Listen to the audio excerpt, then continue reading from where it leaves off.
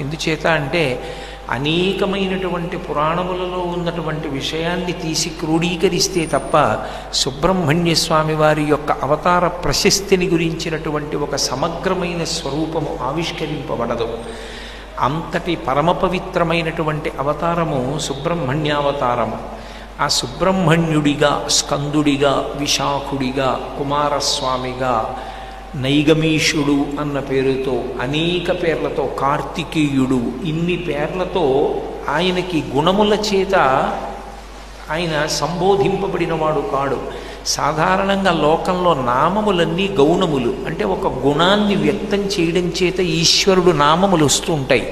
కానీ సుబ్రహ్మణ్య సంబంధంగా మీరు విచారణ చేసినప్పుడు ఆయనకు వచ్చినటువంటి నామములలో ప్రధానమైన నామములు ఏవి ఉన్నాయో అవి గౌణములు కౌ, అంటే గుణ సంబంధమైనటువంటివి కౌ.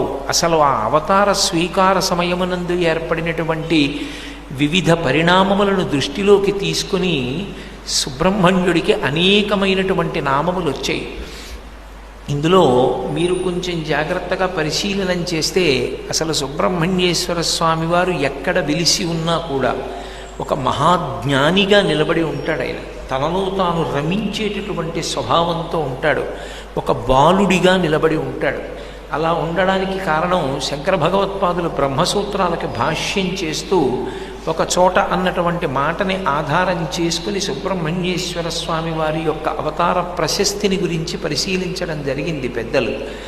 మనకి త్రిపురా మాహాత్మ్యము అని చెప్పి ఒక ప్రత్యేకమైనటువంటి గ్రంథం, దాంట్లో మాహాత్మ్యకాండ అని ఒక కాండ. ఆ కాండలో సుబ్రహ్మణ్యావతారానికి సంబంధించినటువంటి ఒక విశేష రహస్యాన్ని చెప్పారు.